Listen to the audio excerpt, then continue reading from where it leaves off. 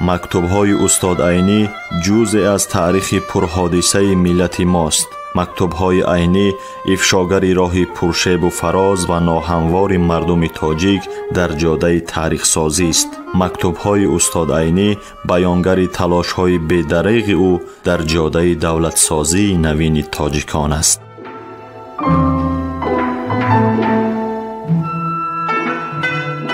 سامیان عزتمند، حالا شما از بخش خوانش ادبی مکتوب‌های استاد عینی را با نویسندگان و اندیشمندان همزمانش با چهره‌های علم و ادب تاجیک که در تهیه، تحریر، برگردانی و نشر آن کارمندان انستیتوت زبان و ادبیات به نام رودکی اکادمی ملی علم‌های تاجیکستان، ادبیات شناس انزورت ملکزاد و گلبهار عثمانова سهم گذارند. در قرائت هنرپیشه خلقی تاجیکستان نورالله عبداللهیف شنوید.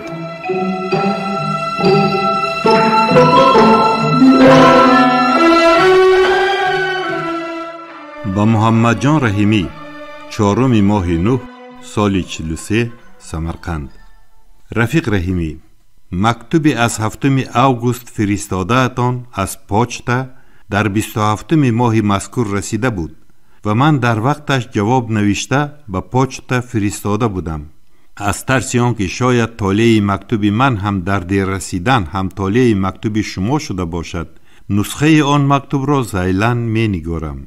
سبب اینقدر ماندن این مکتوبتان شاید این باشد که شما در ادرس سمرقند تاجیکسکی اسسر نوشته اید.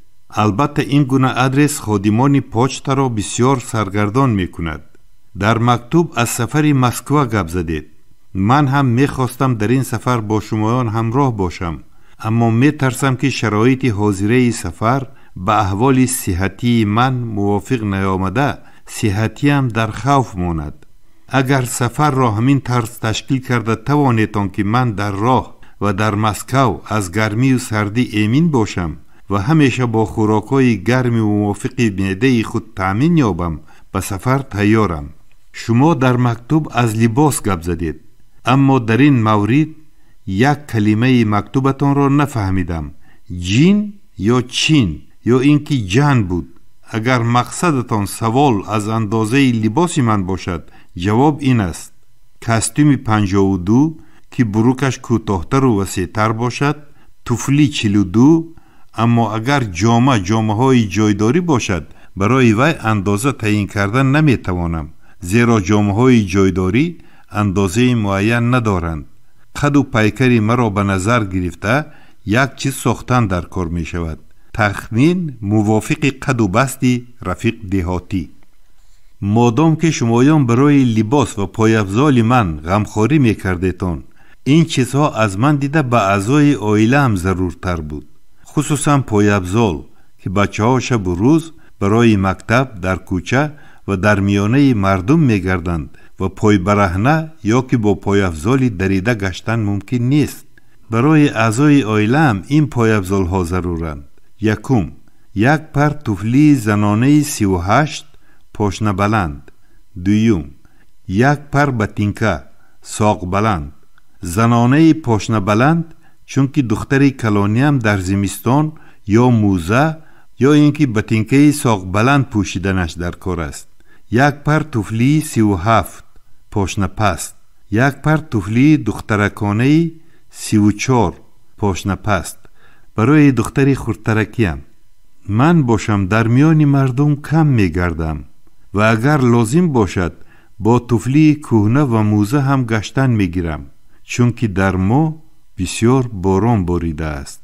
تلگرام شما را که برای نوشتن گیمن سویتی فرستاده بوده دیر گرفتم و در خواننده فهماندن مضمون وی هم 2 روز گذشت و در این ضمن مهلت وی هم از 15 اوگوست بوده است گذشت.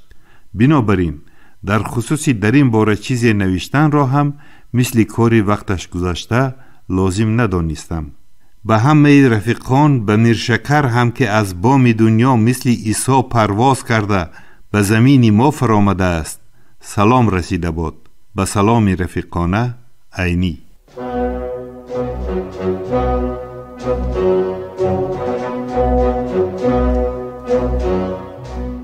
خبرهای ناز، همین گونه مژده‌های فرهنگی در نامه‌های استاد عینی سرشار است و استاد عینی در نامه هم درباره وضع معیشی و حالت عیش و عشرت خانوادگی صحبت نمی‌کنند. هر یک نامه استاد صدرالدین عینی یک کشفیات تازه علمی است. درباره اهل علم، درباره استعدادها صحبت میکنند، درباره کشفیات‌ها صحبت، درباره تاریخ خلق تاجیک صحبت میکنند. صدها بار ما باید این نامه‌ها را خوانده و بزرگی استاد صدرالدین عینی ایمان بیاوریم، باور حاصل کنیم و خودمان تحقیقات‌های درباره عینی نویسیم. هر یک نامه‌ای که استاد صدرالدین عینی نوشتند، هر یک بیان کننده یگان پهلوی مهمی حیات استاد عینی بوده است.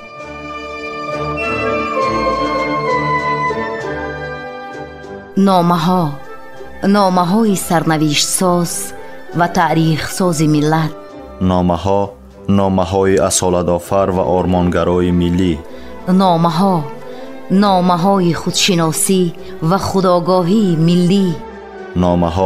نامه های افتخار برانگیز و هویت سازی استاد بزرگ صدرالدین عینی.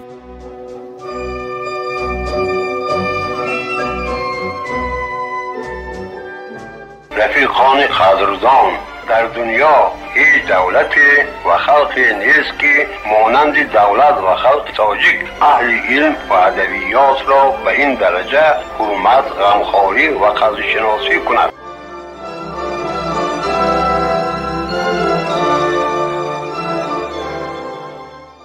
با عبدالسلام دهاتی 4 ماه 9 سال 43 سمرقند.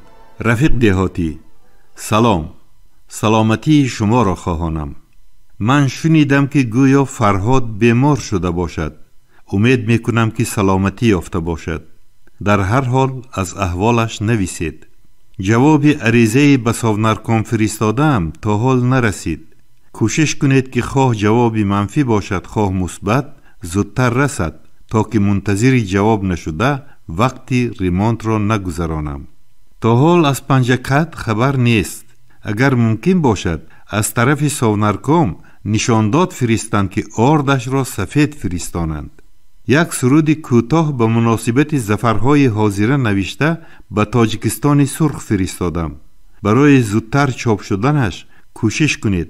اگر کنسرتچیان پسندند کمپوزیتورها هوایی یافته دهند. من اثر اوگوست باز تاجیکستان سرخ نگرفتم. شاید وقتی آبونه تمام شده باشد باز آبونه کنانید و هم کوشش کنید که خبرهای گذشته را از سر اوگوست تا وقت آبونه شوی به من فرستانند. به سلام رفیقانه عینی.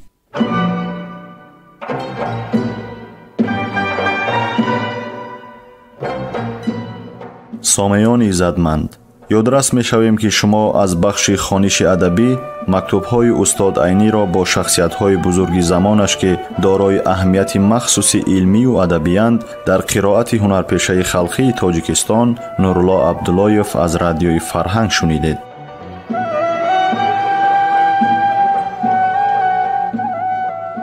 در تهیه و پیشنهاد گفتار سهم گذاشتند صلاح‌الدین نورزاد و لطفیه قربانова. انجام خوانش ادبی شاد و مسرور باشد.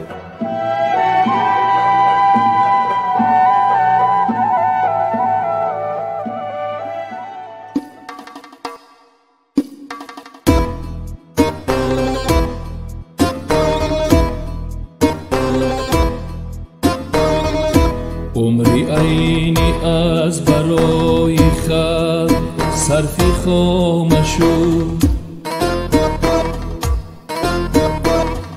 خلقی ما را دفتری عینی شهادت نامشو.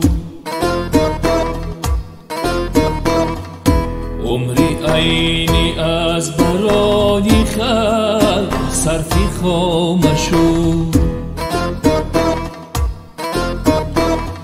خلقی ما